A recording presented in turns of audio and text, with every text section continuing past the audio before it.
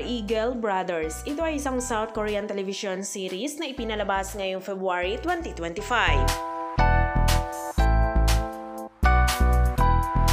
Ang Four Eagle Brothers ay tungkol sa 5 magkakapatid na lalaki na namamahala sa Eagle Brewery sa loob ng maraming taon at ang kanilang hipag na naging haligi ng pamilya pagkatapos ng hindi napapanahong pagkamatay ng kanyang asawa. Si actress Om Ji-won ay gumanap bilang Ma Kwang-sok. Siya ay nagtatrabaho bilang isang section chief sa Siwan Post Office.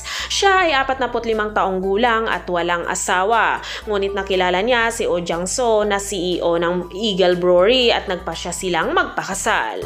Ngunit 10 araw lamang pagkatapos ng kanilang kasal, si Oh Jang-so ay naaksidente at namatay. Si Ma Kwang-sok ang namamahala sa brewery at naging breadwinner para sa kanyang 4 na nakababatang bayaw. Siya ay may masayahin at masiglang personalidad na nakakatulong sa kanyang pagpupursigi. Samantala, si actor An Ji-wook ay gumanap naman bilang Han Dong-suk. Siya ang chairman ng LX Hotel. Ipinanganak siya sa isang mayamang pamilya at hindi nagkukulang ng anuman kailanman.